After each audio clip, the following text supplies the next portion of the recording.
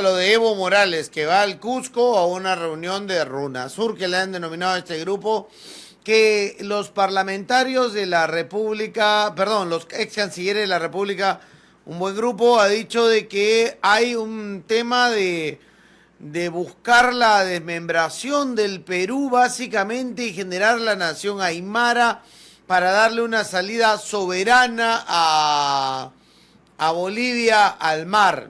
Yo leí el comunicado hace unos días, hace un par de días más o menos, los cancilleres, estaba Alan Wagner a la cabeza, pero no me resultaba creíble esta versión. O sea, desde acá del sur sabemos que hay una nación aymara, la denominan así, que hay temas ancestrales entre el norte boliviano, parte de Argentina, Bolivia y Perú, que ha sido utilizado muy bien en tema político, no solamente por Evo Morales, sino también por Pedro Castillo, para llegar al gobierno, pero de ahí a un desmembramiento, una acción de salida soberana, incluso cuando yo escucho salida soberana a Bolivia, eso me suena a mí a traición a la patria y no se podría hacer.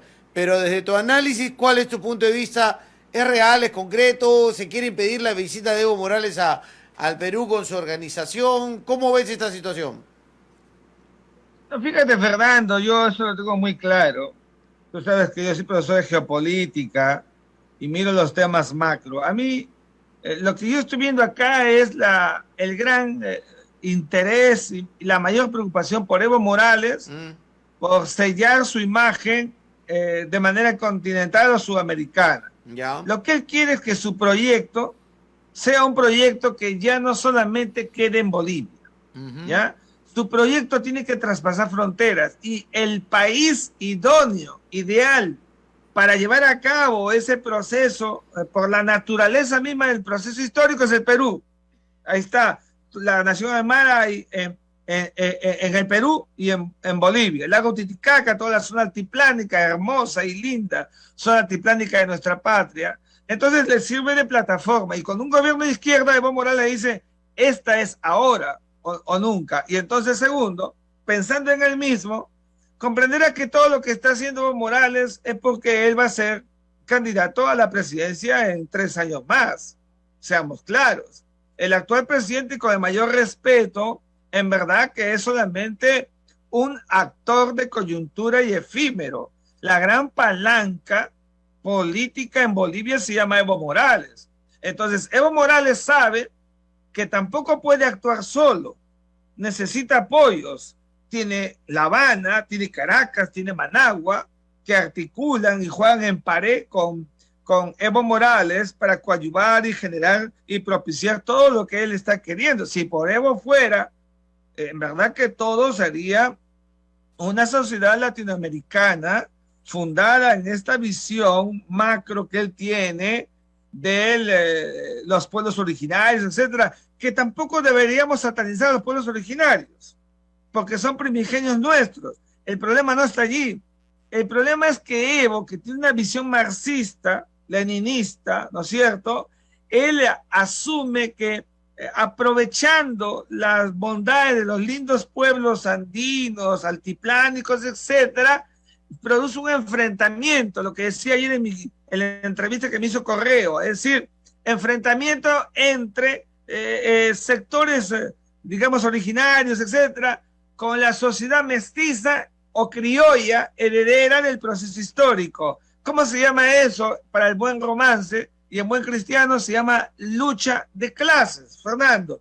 La lucha de clases que a Evo le conviene es enfrentar, por eso ves tú que la gente se levanta en diversas partes, porque eso le da a él rédito.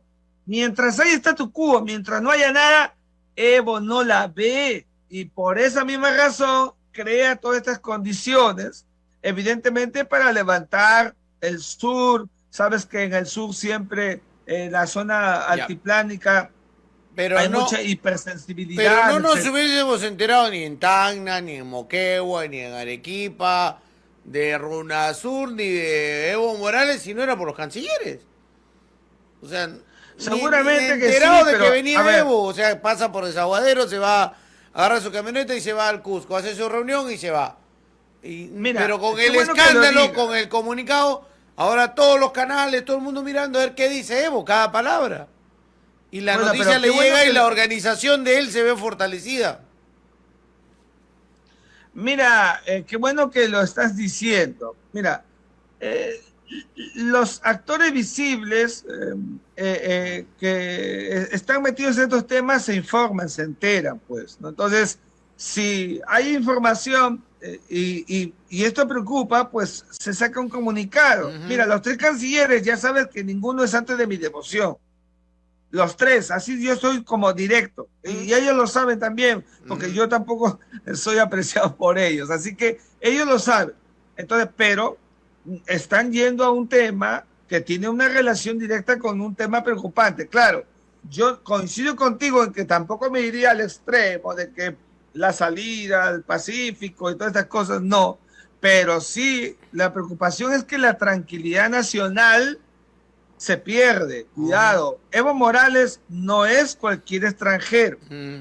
No, Es no, no, lo verdad. entiendo, pero digamos, o sea, es una reunión que hace en el Cusco y que podría haber concitado alguna atención de los cusqueños y de su organización, ¿no? Y los que lo apoyan, Perú Libre de repente. Pero de ahí a decir, oye, le van a dar salida soberana a Bolivia en el mar, y eso, mejor digamos, hoy es traición a la patria, esto lo paramos y no va a pasar porque Acuerdo, el Congreso tampoco nunca lo va a apoyar y no es factible que eso pueda producirse. de acuerdo contigo en ese tema. Yo voy a lo otro. A mí lo que me preocupa es que Evo Morales viene al Perú, ¿no es cierto? Y alborota, crea espacios de polarización con su discurso del MAS y estos que te he hablado, la lucha de clases, crea resentimientos. Eso es muy malo. Y Evo sabe que eso es malo. Lo que pasa es que lo capitaliza y sabe que le da rentabilidad política. Ujú. Por eso él apela a estos mecanismos. A Evo Morales no le importa el país, no le importa el Perú, no le importa nuestro destino como estamos hablando, ni siquiera de Bolivia, le importa a él, su destino personal, como estos caudillos que han habido en la región. Se muere por volver a la presidencia y entonces él cree que este es el camino. Repito, si la agenda de Evo Morales no supone que tenga que tener visibilización, él está muerto. Por eso recurre a estos Ya, mecanismos pero de cualquier querer político hace alterar, eso. perdóname. Cualquier político hace eso, lo que quiere es Bueno, visibilización.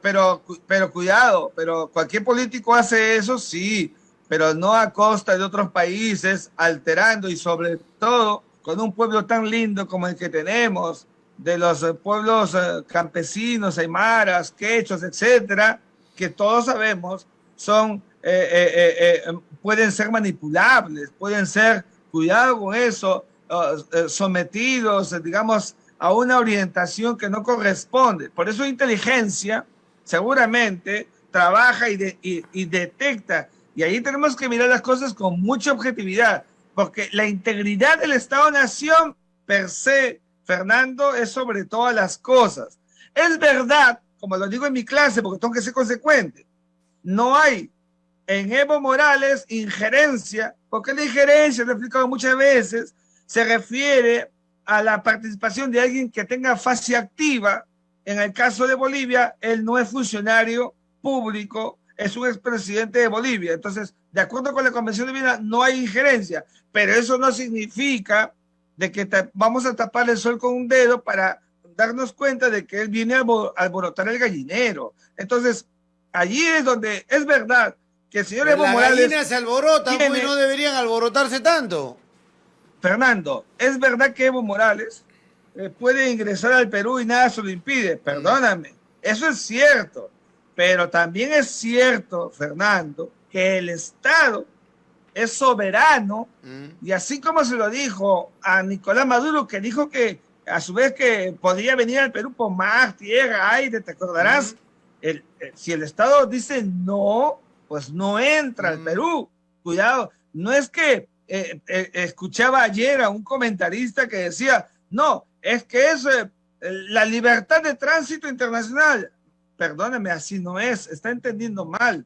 porque el Estado es soberano y decide quién sí y quién no ingresa en su territorio, por más que esté habilitado para ingresar en el territorio nacional. Yo creo que, Fernando, si lo miramos más macro, el gobierno del Perú en estos momentos está pasando por una situación realmente de inestabilidades, digamos, necesita anclar, y con UNASUR encima no ancla nada, se estabiliza, se vuelve más vulnerable. Tienen que verlo bien. Allí está faltando, a mi juicio, visión de gobernabilidad y de Estado. Ya, pero a ver, en ese punto, ¿qué nos dice la historia internacional cuando tienes a un presidente que saca 25% de aprobación, pero tienes un parlamento con 80% de desaprobación? Es decir, tienes a los dos mal que se acaban de meter un encontronazo y han rebotado,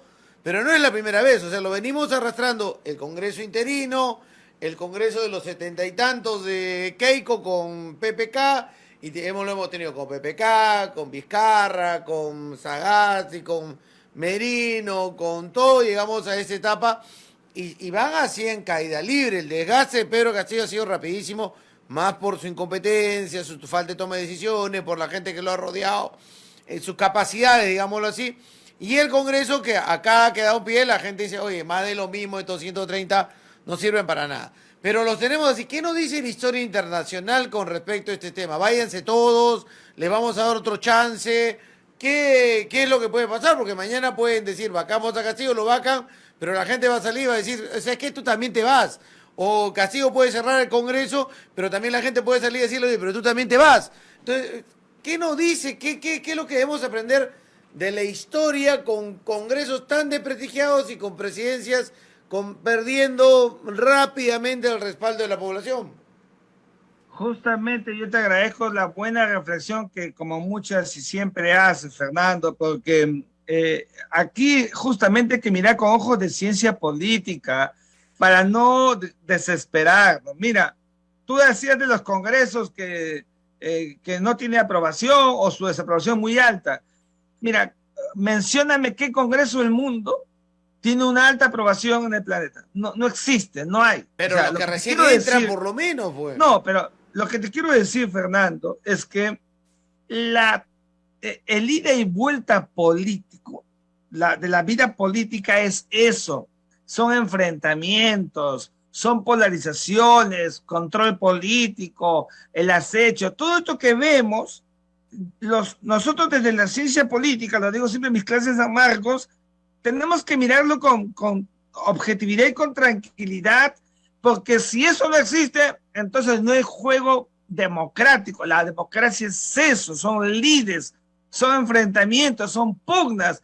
¿Por qué? Porque el poder es así, Fernando. Todos quieren el poder, solo que cuando tú te das cuenta que el ejercicio del poder pone en riesgo la naturaleza del destino del Estado-Nación, allí tienes que poner los paños fríos y decir cómo vamos a enfrentar y cómo vamos a hacer con estos temas.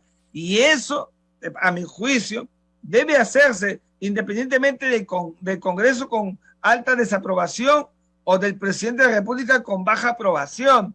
Hay que mirar siempre el sustrato macro del Estado-Nación. Yo interpreto así, es mi visión. Sí, pero cada vez es más de los fuerte.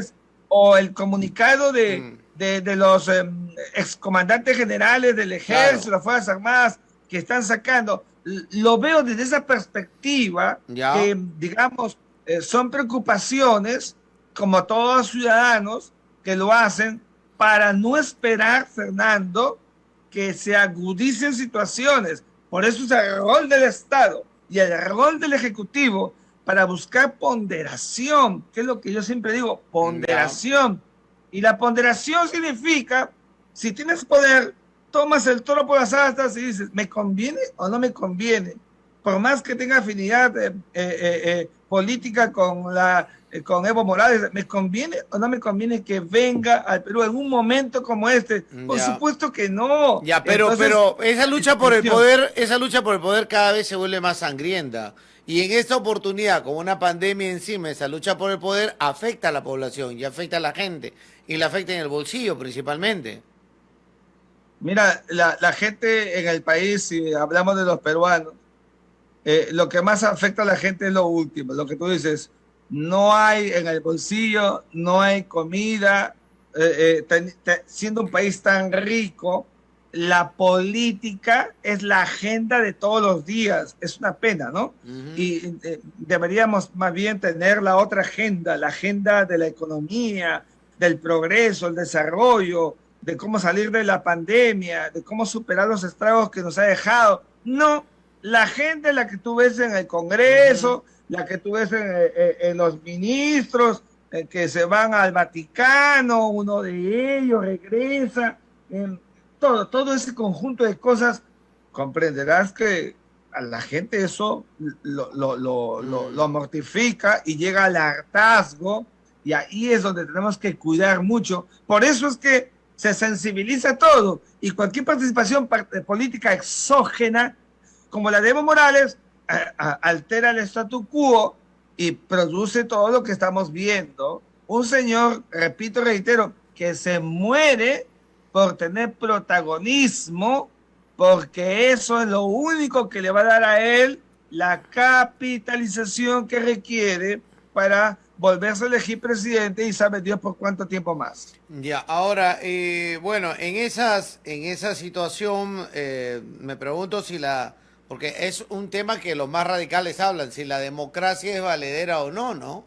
Si va a subsistir la democracia esta crisis mundial que hay, porque desde Estados Unidos peleándose, pugnando, ¿no? Mientras que los países de partido único, y me refiero a China, miran tranquilos, pasar décadas y décadas, y ellos siguen con sus políticas y van creciendo y van avanzando. O sea, tienen la paciencia de los chinos, ¿no? Mientras que por el otro lado son los 4 o 5 años de gobierno que te toca, donde hay que hacer todo, y si no, fracasa porque se da vuelta la tortilla y gobierna el otro. La democracia se tiene que mirar siempre como un sistema de gobierno innegociable según la cultura. Tú no puedes exigirle a sociedades como las islámicas, otrora procesos distintos, o a China, ya que mencionas a China, los parámetros de la democracia ateniense que Occidente aplica. Por eso es que le exigimos, tú has visto, gracias a Radio 1, que le escuchan hasta los extraterrestres, ¿no es cierto? A Cuba, a Nicaragua y a Venezuela le exigimos democracia, pero porque está cultivada en parámetros, ¿no es cierto?, de la libertad, la igualdad y la fraternidad herederas de la Ilustración, que son exigencias por el proceso histórico. Pero eso no lo puedes hacer a otros espacios del planeta. ¿Por qué los gringos se van a exigirle democracia a Irak, a Irán, a Afganistán, a Libia?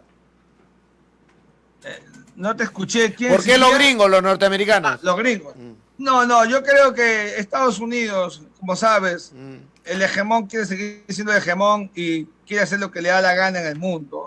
Ya lo sabes. Nunca, si me hablas de Irak, nunca hubo ese informe TENET que decía que había armas químicas y no las hubo. Es el poder mundial. Halcones. Con lo cual no estoy diciendo que Saddam Hussein, cosa curiosa que un día como hoy fue detenido en el año 2003 y luego juzgado, ¿no? Un día como hoy justamente, pues no, es un tirano completo.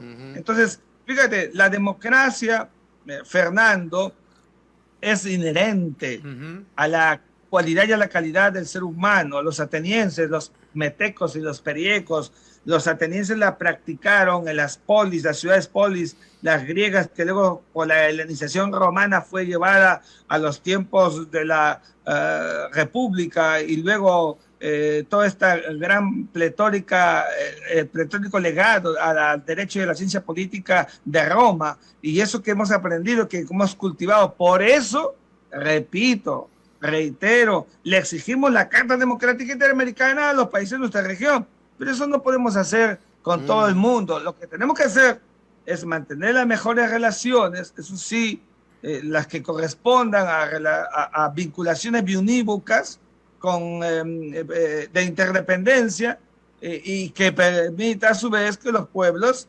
puedan crecer, adelantarse, dignificarse. Esa debe ser la función de los políticos que deberían llevar un curso, ¿no es cierto?, de ciencia política, sobre todo en la Escuela de San Marcos, de donde se está creciendo mucho, para que entiendan en qué consiste el poder que tienen. Porque el poder que tienen, si no lo usan, es un pecado. El poder es para usarlo. Y ese poder tiene que externalizarse en el bien común, erga omnes, para todos. Si no, el poder no sirve. Ese es el sentido de aquel que tiene poder. Por eso siempre llamo la atención de aquellos que teniendo poder no hacen nada. Es lo más dramático, tener poder y no tomar decisiones.